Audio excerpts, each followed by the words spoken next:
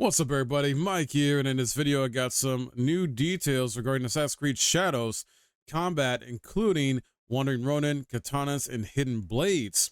This is coming from a report on IGN. So the article talks about Ubisoft has shared a deep dive into combat in the feudal Japan set Assassin's Creed Shadows, detailing enemies such as Wandering Ronin and weapons such as katanas and the iconic hidden blade. A blog post from Ubisoft promised a huge amount of variety in Assassin's Creed Shadows, which was originally due out in November before being delayed until February 14th, 2025. The devs noted that the protagonist you are playing as and the weapon you're using dramatically alters combat. Ubisoft has already outlined the two different characters playable in Assassin's Creed Shadows, including the stealthy assassin Naoi and the savage samurai Yasuke. Putting different weapons in their hands will change the playstyle, though Naoi only has 3 options while Yasuke has 5. Naoi's standard weapon is a katana, a slim sword with a good balance of speed, damage output, and defense. Correctly timed attacks stagger enemies, and the katana also allows a nasty takedown through folding doors. When stuff goes wrong and full combat is required, Naoi may prefer to use the kusurigama, an extendable ball and chain attached to a scythe which can reach enemies at a distance and push back multiple at once. Once some distance is created, players can use the rushed assassination attack to close the distance and take down an enemy up to 10 meters away. Finally, for pure stealth approaches, the Tanto and Hidden Blade combo allows for lightning fast stabs, dubbed the ideal weapon for that strike and retreat, death by 1,000 cuts playstyle. This option unlocks double assassinations, the iconic takedown method finally returning in Assassin's Creed Shadows. Yasuke's weapons are fully catered to cutting down enemies in open combat, as his basic weapon is a long katana, equally efficient in attack and defense. Also capable of fighting multiple enemies at once is the naginata, a 2-meter long pole with blade on the end.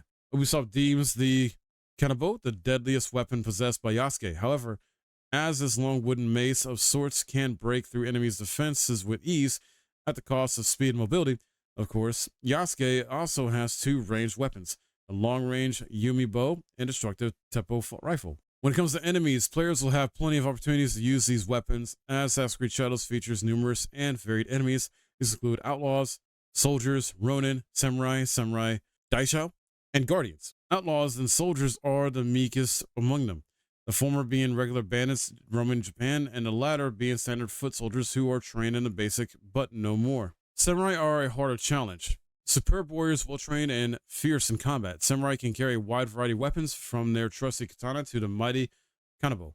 They can also wear an impressive selection of armor sets, including some very high level and in-game armor sets, and employ a surprising number of attacks and counterattacks in a fight.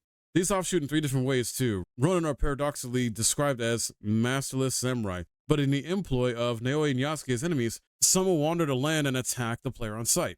Samurai daishao go the other way, as these enemies are only found in military castles and usually defend some serious loot. Finally, guardians are an elite group of samurai used as reinforcements when the alarm is raised in any given province.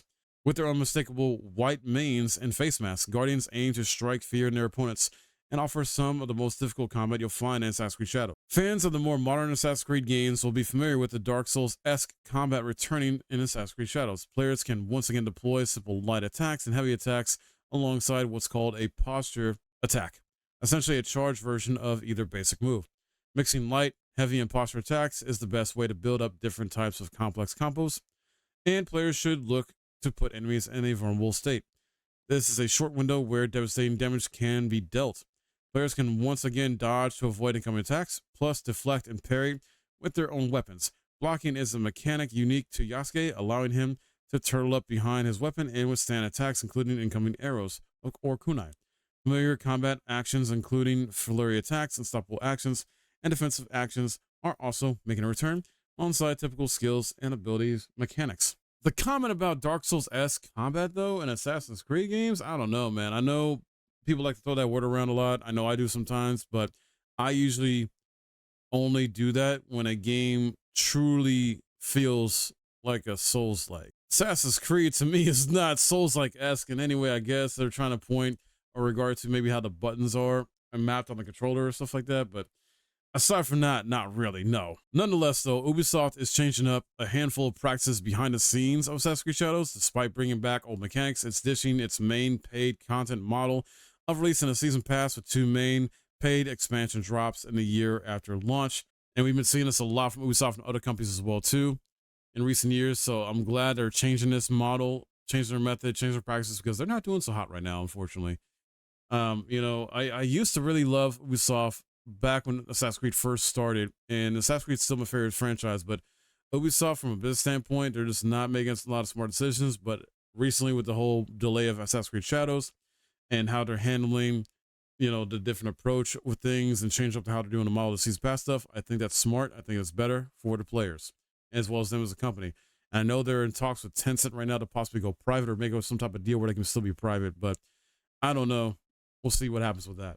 I just hope they use this time wisely to polish up the game, and they need a win. They need a win with Assassin's Creed Shadows. I hope it ends up being a really solid game, or maybe does even better than what we probably expect it might be. I definitely want to play it myself. I'm a big Assassin's Creed fan when it comes to that franchise and under Ubisoft's umbrella. So I'm hoping it's a lot of fun. It's might be a little bit too late for some people, because I know a lot of fans wanted a Assassin's Creed game set in Japan years ago, and they're finally doing it.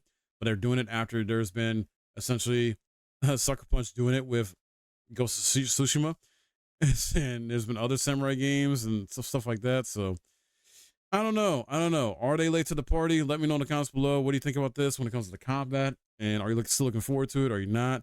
You don't care about it? Sound off in the comments below, guys. If you enjoyed this video and found it helpful and insightful, please hit that like, subscribe if you're new. My name's Mike. Thanks for watching.